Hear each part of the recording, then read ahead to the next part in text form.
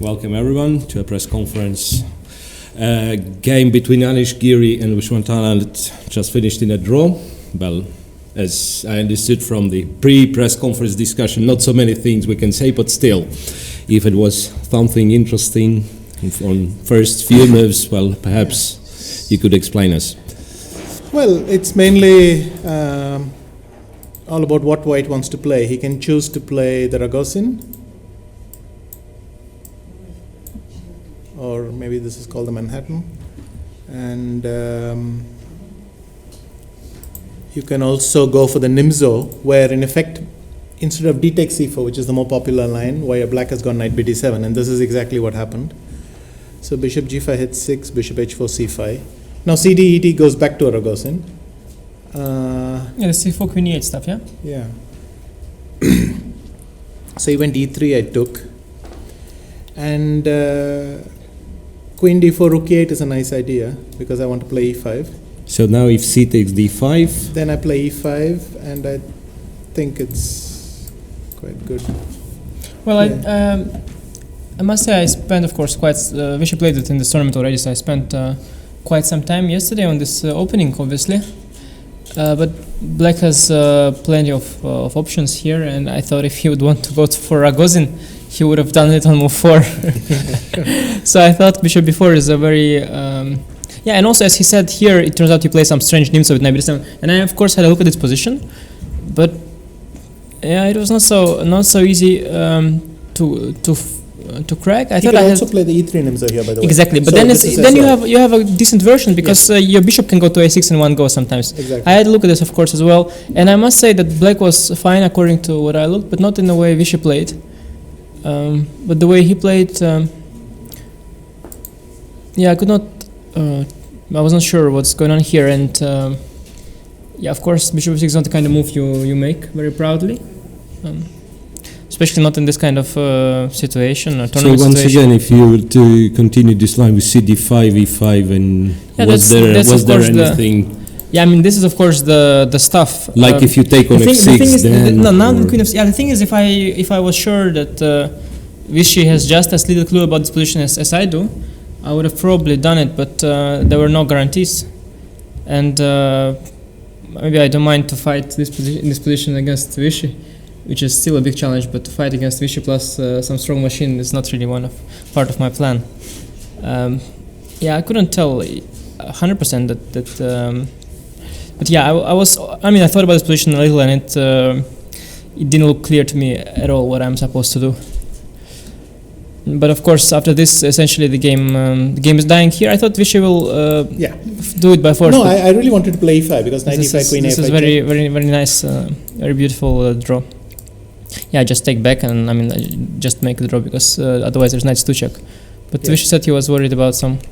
No, I really wanted to play this, but then I couldn't close bishop queen c5. I mean, it looks like even the queen will get trapped when I move the bishop and play rook c8, but somehow it was a bit awkward. Yeah, it doesn't feel to me like this poses problems for black. But on the other hand, what Vishy did, I absolutely cannot do anything. There's just little. There is nothing.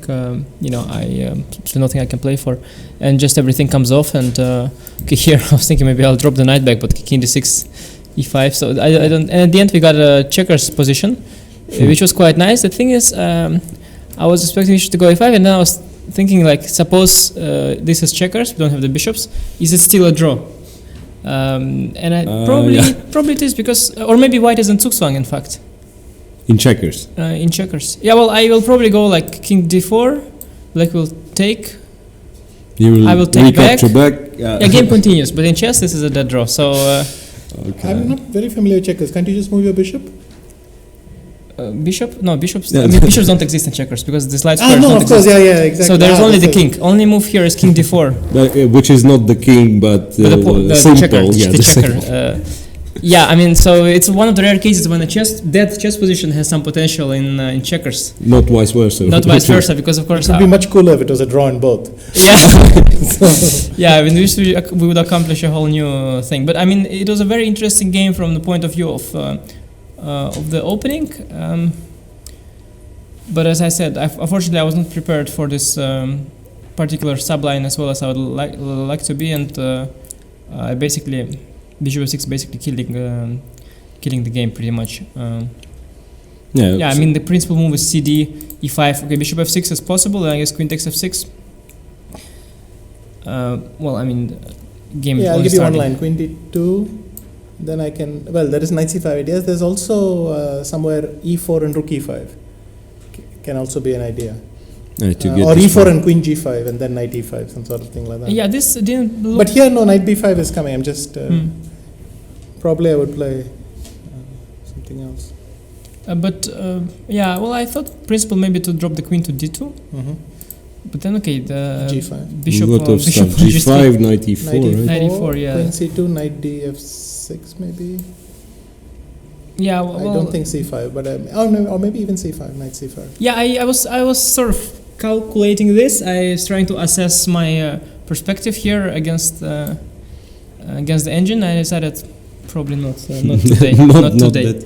I'm not feeling that confident because it would be nice to castle. Then I can play a machine, but without castle, I really like to. Castle short, you mean? Yeah. I must say there black he has other moves here as well, which are fine. I think it was something like b6 that I had a look at somewhere, and also this was possible, also very little. But at least unlike the game, I still got a bishop pair. Well, which I'm not gonna give up. Maybe bishop e2. Yeah. Bishop e2. Maybe bishop b3 also. Yeah, but I looked at it very briefly, and it looked not so much because in the structure, of course, in the queens to nimso, these queenside pawns are always a target. So, but at least here game continues, and and okay, rook e8.